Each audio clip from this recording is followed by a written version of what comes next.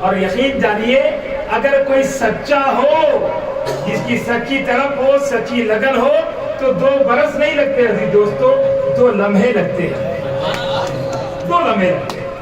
نیک بننے کے لیے ہزاروں دن نہیں، ہزاروں گھنٹے نہیں، ہزاروں منٹ اور سیکنڈ نہیں، 2 لمحوں میں آدمی نیک بن سکتا ہے۔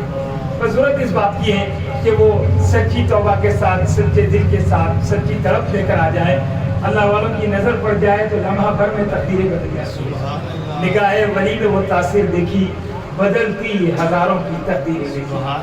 تو عزیزان محترم، اس لیے بہت ضروری ہے کہ جب انسان جو ہے سچی امنگ لے کر، آرزو لے کر، امید لے کر آتا ہے تو اللہ ناراض نہیں کرتا۔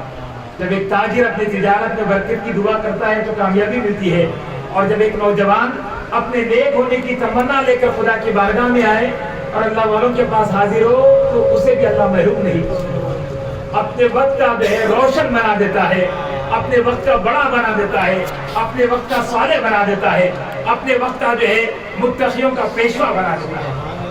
عزیز ساتھیوں، تو لہذا بہت ضروری ہے کہ ہم جو آج نوجوانوں کے دلوں میں ولولہ ہے، جو آج فکر جو ہے نوجوانوں کی جاگ گئی ہے، آج نوجوان اس قدر روشن فکر کے حامل ہو گئے ہیں کہ ان کی فکر روشن ہو گئی ہے۔ پہلے لوگ کرامتیں سنتے تھے، پہلے لوگ بزرگان دین کے واقعات سن کر خوش ہوتے تھے، لیکن آج کے نوجوان میں فرق یہ ہے، میں دیکھ رہا ہوں کہ حضرت قبلہ کی جب سے یہاں حیدرآباد میں آمد ہوئی ہے، عزیزان گرامی، ایک ایسی تبدیلی ہے نوجوانوں میں، حیرت انگیز تبدیلی ہے۔ عزیزان محترم، اس تبدیلی کو جب بڑے بڑے محققین نے دیکھا ہے، بڑے بڑے علماء اکرام نے دیکھا ہے، بڑے بڑے اولیاء اکرام نے دیکھا ہے، تو کہا کہ یہ تبدیلی بہت بڑی تبدیلی ہے، اور یہ تبدیلی اولیاء اللہ سے الفت اور محبت کی حد تک نہیں ہے، بلکہ یہ تبدیلی مقام ولایت تک لے جانے والی ہے۔ حضرت کریم الدین قبلہ نے وہ جو ہے عزیزان گرامی رحمتیں اور وہ تعلیمات عطا کی ہے، وہ ہدایات عطا کی ہے، وہ رہنمائی اور وہ سرپرستی کی ہے کہ کئی نوجوان راہ سلوک پر چل پڑے ہیں اور آسمانی ولایت کے تارے بننے جا رہے ہیں۔ ایک دن ہوگا عزیزان محترم، حیدرآباد کے آسمان پر حضرت قبلہ کے مریدین کی ولایت چمکے گی۔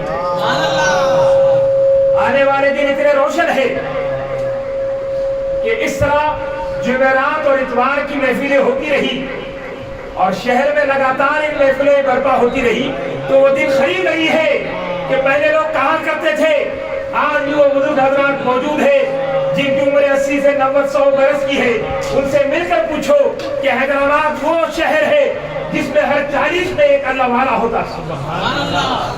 آج پھر وہ تاریخ آئے گی۔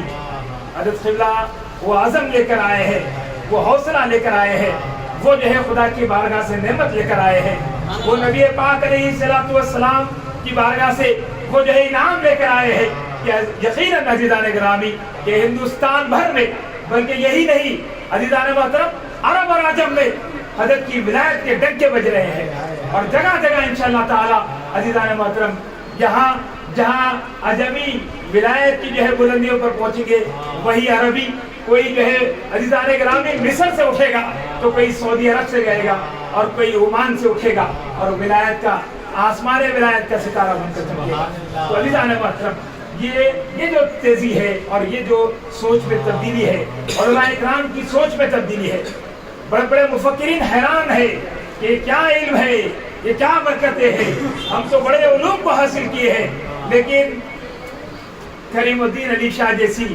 عملی شخصیت، ان کی جیسی جو ہے وہ تابعداری، وہ اطاعت، وہ سنت کے پیکر، وہ جو ہے متقی پرہیزگار، متقیوں کے پیشوا، اس طرح کی جو ہے شخصیت، اس طرح کی روشنی، اس طرح کی جو ہے عزیزان محترم روشن شخصیت، روشن خیالی، بلند ہمت، بلند حوصلے، عزیزان محترم یہ دیکھ کر دنیا حیران ہے کہ کیا ہو رہا ہے۔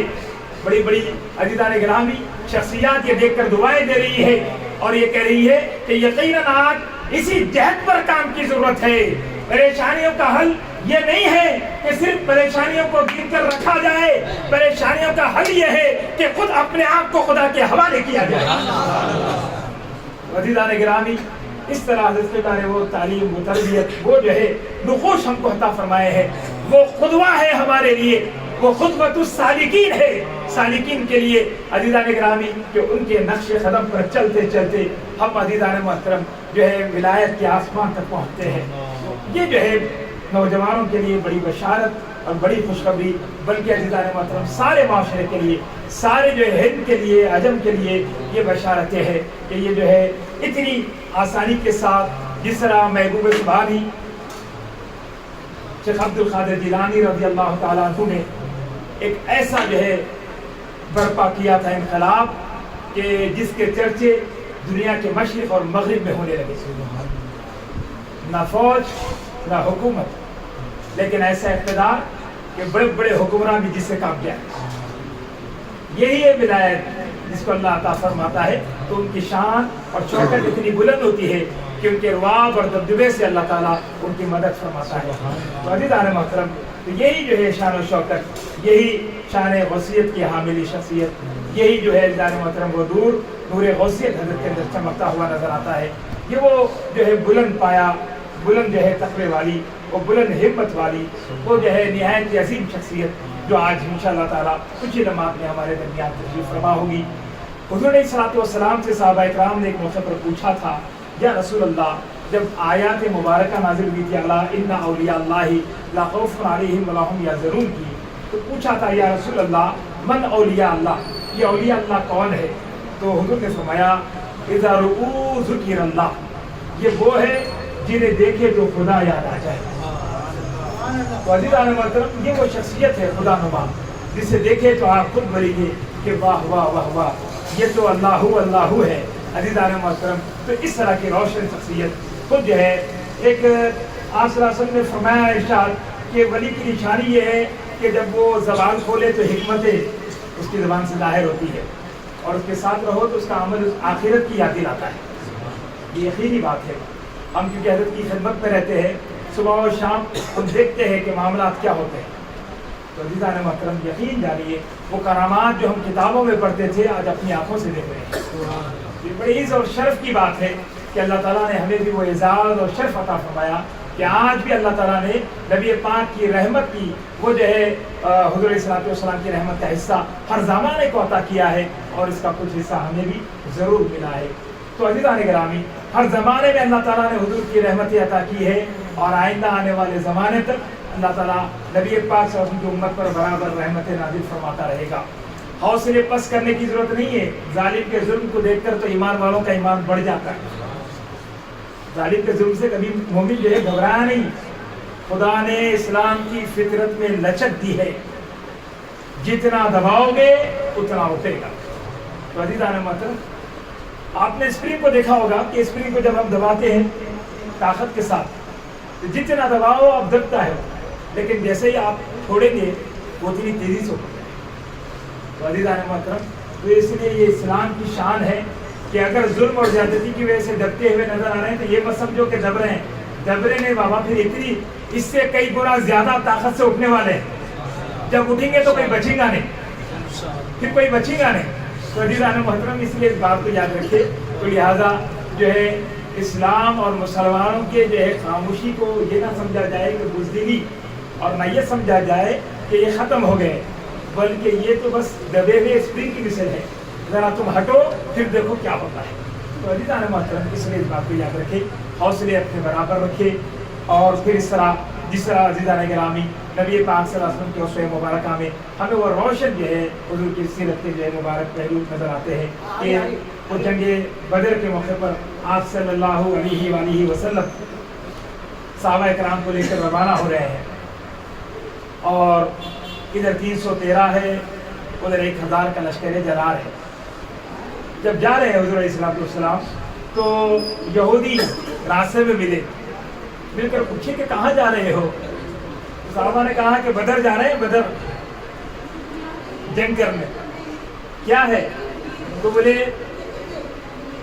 ہمارے پاس 6 ذراع ہے، 8 تلواریں ہیں، اور 2 گھوڑے ہیں، اور جو ہے 70 اونٹ ہے۔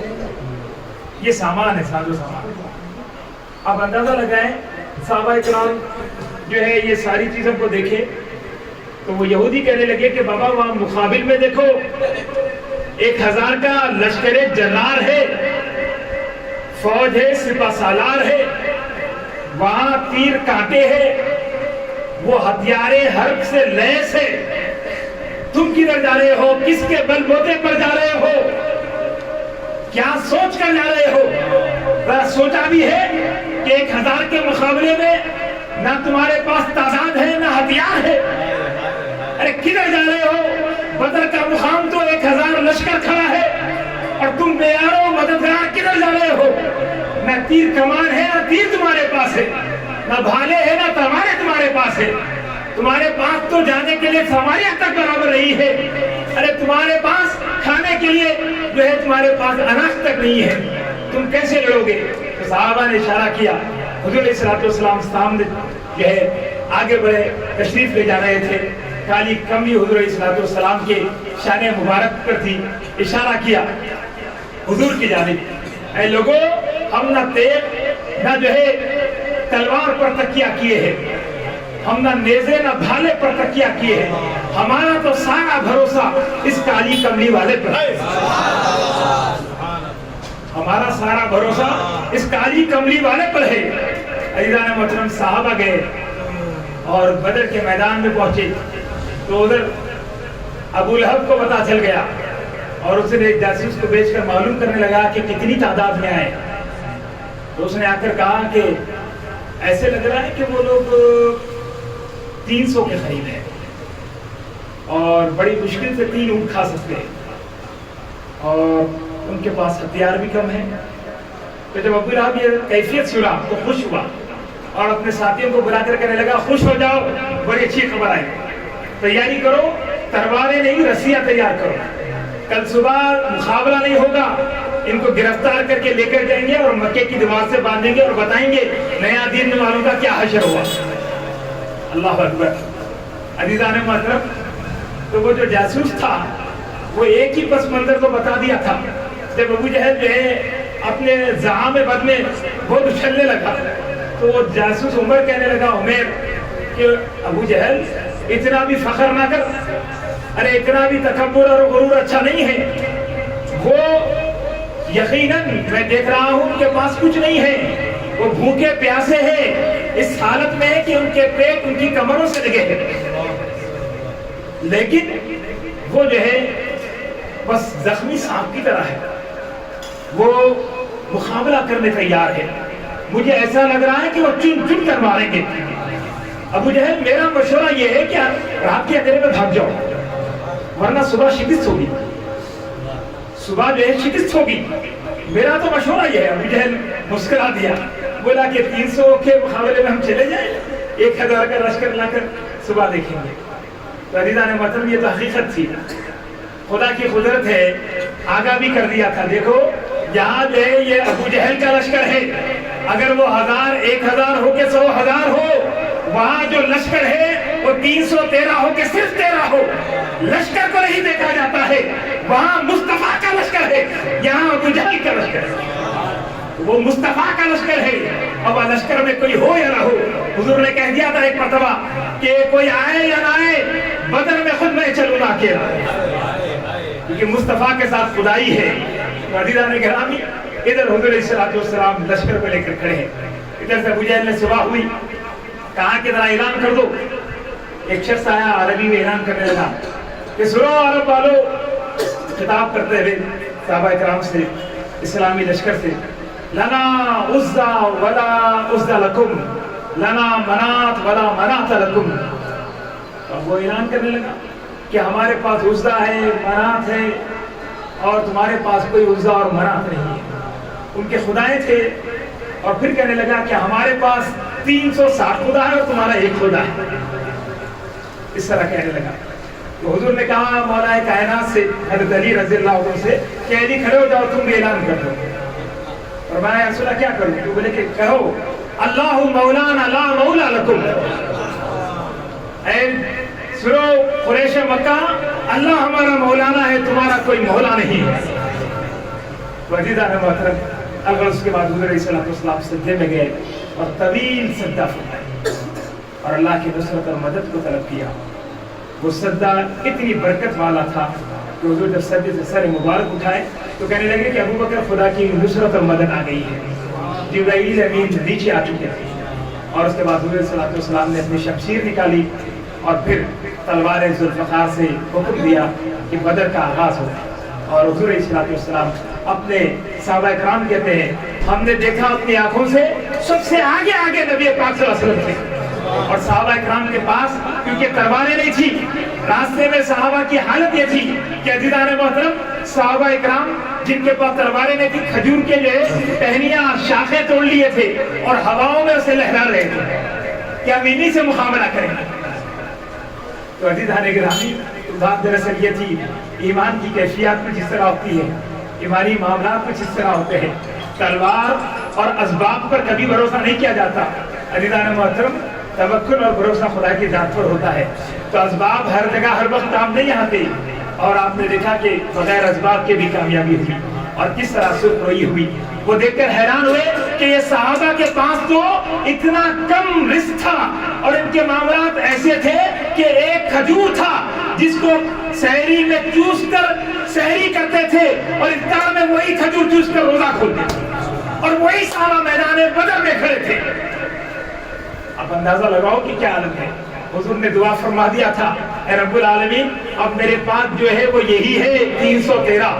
میں جو ہے جل مجاز کے میلے سے اکاس کے میلے سے پہاڑ ابو خبیس کے پاس بیٹھ کر جو میں نے محنت کی ہے, میرے مولا مکے کی گلی گلی کوچے کوچے سے جن لوگوں کو میں نے جمع کیا ہے, اے رب العالمین میں نے پتھر کھائے ہیں, میرے اوپر جو ہے مٹی پھینکی گئی ہے, شاعر و مجنون کہا گیا ہے, تانے دیے گئے ہیں, طرح طرح کی آفتیں مجھ پر آئی ہے, سازشیں کی گئی ہے, جان سے مارنے کی کوشش کی گئی ہے, لیکن میں تیرے دین کے لیے آگے بڑھتا رہا اور یہ سرمایہ ہے محمد کا. اے میرے مولا یہ 313 میرے آنسو ہے, میری کوشش ہے, میری محنت ہے, میری جستجو ہے, اب اس کو قبول کر لیں. حضور نے 313 کو پیش کر دیا تھا اور کہا کہ میرے مولا اب اسی کو قبول کرنا ہے, جو کچھ کرنا ہے محمد کے پاس اس کے سوا کچھ نہیں. یہی محمد کی سرمایہ ہے, یہی ان کی دولت ہے, یہی ان کی کوشش ہے, یہی ان کے لیے ان کا سامان ہے. حضور نے اللہ کی بارگاہ میں پیش کیا اور رب العالمین نے وہ نصرت اور مدد کی کہ عزیزان محترم وہ 313 ایسے غالب ہوئے کہ 1000 کے لشکر جلال پر غالب ہو گئے. اور تاریخ دیکھتی رہ گئی کہ بدر کا معرکہ تاریخی معرکہ ہوا اور مسلمانوں کو کامیابی ہوئی اور اس طرح عزیزان محترم دنیا تک رہ گئی. تو عزیز ساتھیوں اس لیے اس بات کو یاد رکھو کبھی بھی تعداد کو نہیں دیکھا جاتا, کبھی بھی جو ہے تعداد کو نہیں دیکھا جاتا. تاریخ گواہ ہے کہ کبھی بھی خلوص اور محبت کو دیکھا جاتا ہے. تو عزیزان محترم جن کے پاس ایمان ہوتا ہے, جن کا تعلق اپنے رب سے ہوتا ہے, وہ ہزاروں پر غالب ہو جاتے ہیں. تو عزیز ساتھیوں اس لیے بہت ضروری ہے کہ اسی طرح آپ اور ہم دیکھتے ہیں کہ سلطان صلاح الدین ایوبی رحمۃ اللہ علیہ کس طرح مقابلہ کی ہے اور کس طرح جو ہے غالب ہوئے ہیں. صلیبی طاقتوں نے پوری طاقت کے ساتھ, پوری قوت کے ساتھ فلسطین میں جمع ہو گئے. ایک دو نہیں, سینکڑوں بادشاہ دنیا کے کونے کونے سے, ملک سے وہ نکل کر آئے اور کہے کہ جو کچھ بھی ہوگا اب جنگ ہوگی, یا اسلام باقی رہے گا یا عیسائیت باقی رہے گا. اب دو ہی مقابلے تھے, اسلام بمقابلے عیسائیت. یہ جنگ تھی اور بہت بڑی جنگ تھی, ایک عظیم جنگ تھی. لیکن ان بڑے بادشاہوں کے مقابلے میں کون تھا؟ ادھر سپہ سالاروں کی لین ہے, بادشاہوں کی قطاریں ہیں, فوج انگنت ہے, ہتھیار کا کوئی ٹھکانہ نہیں ہے, اتنا ہتھیار ہے. اور فوج کے ساتھ انہوں نے عام آدمیوں کو بھی بھرتی کر لیا تھا تاکہ تعداد اتنی دکھے کہ اسلام مقابلے سے پیچھے ہٹ جائے. اب اتنے سب کچھ تیاری کے بعد آ کر کھڑے تھے اور ان کے مقابلے میں ایک ہی بادشاہ تھا اسلام کا, وہ بہادر زمان, وہ فخر اسلام, عزیزان گرامی, وہ فاتح بیت المقدس, وہ غلام مصطفیٰ, وہ عاشق رسول. عزیزان محترم وہ جو ہے سلطان صلاح الدین ایوبی رحمۃ اللہ علیہ, وہ کھڑے تھے اور بولے کہ ہم اس جنگ میں ضرور جائیں گے. اور عیسائیت بامقابلے اسلام یہ مقابلہ ہوگا اور انشاءاللہ کامیابی ہمیں ملے گی۔ آپ جب ارادہ کر لیے ساری فوجیں حیران تھی، لیکن ذرا سوچنے کی بات ہے کہ یہ جو جنگ ہوئی بدر کا پس منظر تو الگ تھا، وہاں ایک رسالت معاف تھے، وہاں ایک روشن ذات وانا تھی، وہاں نبوت نبیوں کے سردار ہے، وہاں محبوب کردگار ہے۔ یہاں کون ہے؟ یہاں صحابی نہیں، یہاں تابعی نہیں، یہاں تبع تابعی نہیں، یہاں کون ہے؟ یہاں غلام مصطفیٰ ہے، یہاں عاشق رسول ہے، یہاں جانثار مصطفیٰ ہے۔ عزیزان محترم، یہاں سلطان صلاح الدین ایوبی ہے۔ عزیزان گرامی، آخر بات کیا تھی؟ پھر وہی بدر والا چیپٹر کیسے آ گیا؟ وہی کشش، وہی ایمانی جھلک، وہی ایمانیات کیسے پیدا ہوئی؟ آخر بات کیا تھی؟ تو بولے وہاں رسول اللہ کے تربیتی یافتہ تھے، اور یہاں کون تھے؟ سپہ سالار فیصلہ لے سکتا ہے، لیکن فوج بھی تو مانے، لشکر بھی تو مانے۔ اگر فوج نہ مانے تو کیا ہوگا؟ ہوگا کیا؟ کچھ نہیں ہوگا۔ لیکن عزیزان محترم، ایسا نہیں ہوا۔ اپنے بادشاہ کے حکم کو فوج نے قبول کیا، اور جنرل نے کہا کہ ہمارے بادشاہ کا حکم ہمارے سر ہاتھوں پر ہے، اور وہ آرمی چیف جس نے کہا کہ ہمیں لڑنا ہے، اور فوج نے اس کے ساتھ لبیک کہا۔ آخر کون ہے وہ آرمی چیف؟ کون ہے جو اپنی فوج کو جو ہے موت کے کنویں میں لے جانے ٹھہرا ہے؟ اور وہ فوج کون ہے جو جو ہے جا کر جام شہادت نوش کرنے تیار ہو گئی؟ آخر یہ کون ہے؟ تو پتہ چلتا ہے کہ عزیزو، وہ رسول اللہ کے تربیتی یافتہ تھے، یہ غوث اعظم کے تربیتی یافتہ تھے، یہ پیران پیر کے شاگرد تھے، پیران پیر کے مرید تھے۔ صلاح الدین ایوبی رحمۃ اللہ علیہ کی فوج کے 60 سے زیادہ لوگ سپاہی وہ پیران پیر کے شاگرد، تلمذ اور مرید تھے۔ تو پیران پیر نے صرف عابد و زاہدی نہیں بنایا، متحجد ہی نہیں بنایا، بلکہ اپنے وقت پر جہاد کرنے والا مجاہد بھی پیدا کیا۔ اور اسلام کو وہ نعمت دی کہ جو نعمت بیت المقدس عمر بن خطاب رحمہ کے زمانے میں فتح ہوا تھا، پھر اس کے بعد عیسائی غالب ہو گئے تھے، اور عزیزان گرامی انہوں نے جو ہے عزیزان محترم سن 1099 میں جو ہے اس پر جو ہے قبضہ کر لیا تھا۔ پھر اس کے بعد 1178 میں جو جنگ ہوئی صلاح الدین ایوبی اور پھر بنام عیسائیت، تو پھر اس جنگ میں عزیزان محترم آپ آگے بڑھے، اور سپہ سالار کون تھے؟ امام موفق الدین ابن قدامہ الحنبلی القادری، امام موفق الدین یہ جو ہے پیران پیر کے خلیفہ ہے، جو کیا تھے؟ سالار جو ہے سلطان صلاح الدین رحمت اللہ علیہ کی فوج کے آپ جنرل تھے، چیف جنرل۔ آپ اندازہ لگائیے کتنی بڑی بات ہے۔ تو عزیز دوستو، وقت کی ضرورت ہے کہ آپ ایک وقت پر امام ہیں، تو دوسرا آپ کا رخ یہ ہونا چاہیے کہ آپ اپنی فوج کے سپہ سالار بھی ہونے چاہیے۔ آپ کو اپنا سیلف جو ہے ڈیفنس آنا چاہیے، آپ کو اپنی جو ہے سیلف نہیں بلکہ اپنے دین کی، ملت کی حفاظت کرنے میں آنا چاہیے۔ تو اس کی تربیت بھی ضروری ہے۔ صرف قال اللہ قال رسول سے کچھ نہیں ہوگا، حرکت بھی ہونی چاہیے۔ بزرگوں نے عمل کے ذریعے بھی پیام دیا ہے۔ جب تک جو ہے قال سے بات چلی قال کیا، اور جب بات میدان کی آ گئی تو میدان میں آ کر بتا دیا کہ ہم تیار ہیں۔ اگر کوئی چاہتا ہے کہ جمعہ کے موقع پر کہتا ہے کہ عبد القادر، اگر آپ جو ہے بہت تعریف کر رہے ہیں اپنے نبی کی، کیا ہمارے نبی نے تو بہت مردوں کو زندہ کیا ہے، عیسیٰ علیہ السلام نے، کیا آپ کے نبی نے بھی کوئی مردہ زندہ کیا؟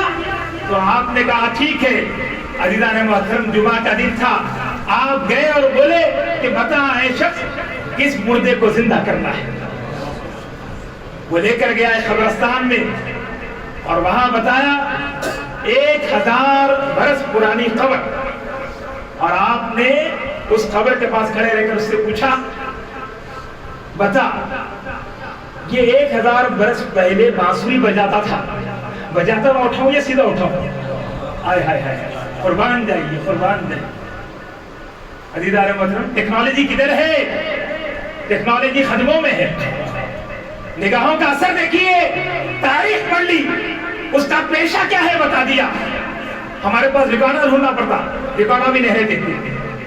تو عزیز دوستو، ایک منٹ میں بتا دیا، اس کا پیشہ یہ تھا، یہ کام کرتا تھا، اس کا مجھنا یہ تھا۔ اب وہ بچاتا ہوا اٹھاؤں یا ویسے اٹھاؤں؟ بولا کہ آپ کی مرضی، آپ صاحب اختیار ہے۔ آپ نے کہا قم باذن اللہ، اٹھ جا اللہ کے حکم سے۔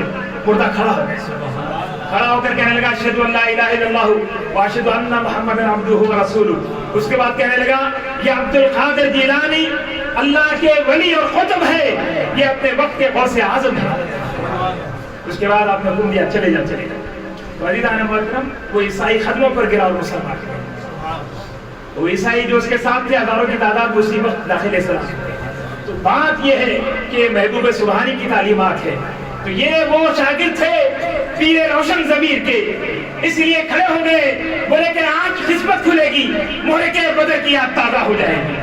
چلے سلطان صلاح الدین ایوبی کے ساتھ، اور پھر ادھر حضرت کے خلیفہ امام موفق الدین ابن قدامہ اپنی فوج کو لے کر آگے بڑھے، اور اس کے بعد حملہ ہوا، اور پھر عیسائیوں سے مقابلہ ہوا، اور اس کے بعد جنگ چلتی رہی۔ ایک موڑ ایسا آیا کہ شام کے وقت جنگ روک دی گئی، اور رات میں جو ہے دونوں طرف سے تیاری ہونے لگی۔ کل صبح فیصلہ کن حملہ ہونے والا تھا، اس وقت تیاری ہو رہی تھی، اور انگریز اپنی فکر میں، اور عیسائی لگے ہوئے تھے، پوری دنیا کفار ایک جگہ جمع تھی، ادھر آپ اپنی فکر میں تھے۔ انہوں نے جاسوس کو بھیجا کہ دیکھیں مسلمانوں کا سلطان کیا کر رہا ہے، کیا تیاری ہے ان کی۔ تو جاسوس آ کر دیکھ کر حیران ہو گیا کہ کیا ہو رہا ہے۔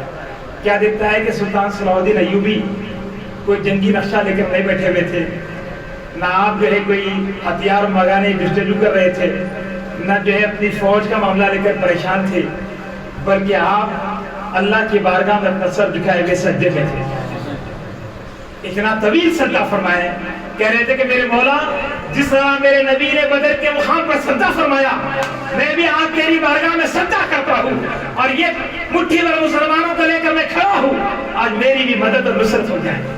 اس نبی مکرم کا واسطہ، اس مدینے والے آقا کا واسطہ، اور ایسی مدد آئی کہ عزیزان محترم اسلام غالب ہوا، بیت المقدس فتح کر لیا گیا، اور پھر عزیزان محترم عیسائیت کو شکست ہوئی۔ 12 سے زیادہ بادشاہوں کو غلام بنایا گیا، اور آپ کے سامنے پیش کیا گیا۔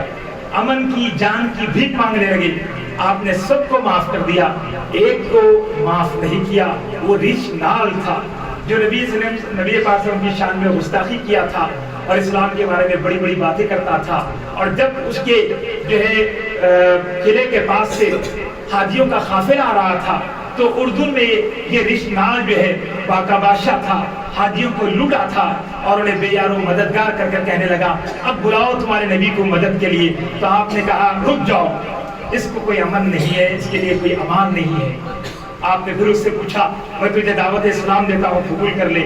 اس نے انکار کیا۔ تو آپ نے پوچھا یہ معاملہ صحیح ہے کہ تو نے جو ہے حاجیوں کو روکا تھا، لوٹا تھا، اور یہ کہا تھا کہ اپنے نبی کو مدد کے لیے بلاؤ؟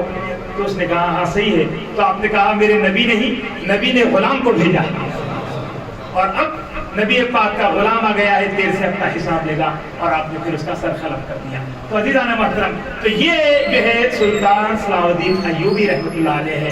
سب کو امان دیا گیا، سب کو جو ہے کہا گیا کہ اپنے اپنے گناہ کا کفارہ ادا کرو اور امن مل جائے گا، عیسائی ہو کہ یہودی ہو، امن ملے گا، امن ملے گا۔ عزیزان محترم، حضور علیہ الصلوۃ والسلام مکہ فتح کر کر آئے تو بڑے بڑے ظالموں کو معاف کر دیے، اور ادھر آج پھر بیت المقدس فتح ہوا تھا۔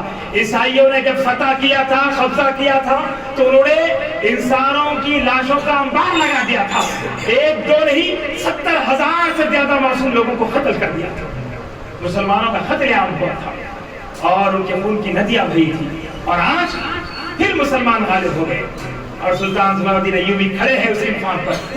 اب جشن ہونا چاہیے اور ان کا قتل عام ہونا چاہیے۔ عیسائی اور یہودی کانپ رہے ہیں کہ اب کیا ہوگا، مسلمان کامیاب ہو چکے ہیں، لیکن ایسا نہیں ہوا۔ وہی نبی پاک کی رحمت والی تعلیمات کہ جس طرح حضور نے قریش مکہ کو معاف کیا تھا، آپ نے بھی درگزر کیا، اور کہا کہ یہ ہمارے نبی کی تعلیمات ہے کہ دشمن پر قابو پانے کے بعد مارا نہیں جاتا، معاف کیا، معاف کر دیا، درگزر کر دیا۔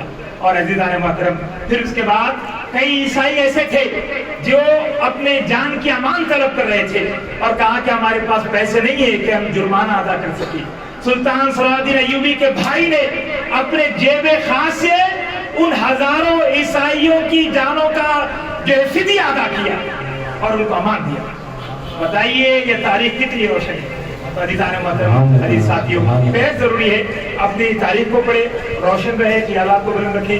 اللہ تعالیٰ سے دعا ہے کہ اللہ تبارک و تعالیٰ ہم تمام کو جو ہے اپنے نبی صلی اللہ علیہ وسلم سے شدید محبت کرنے والا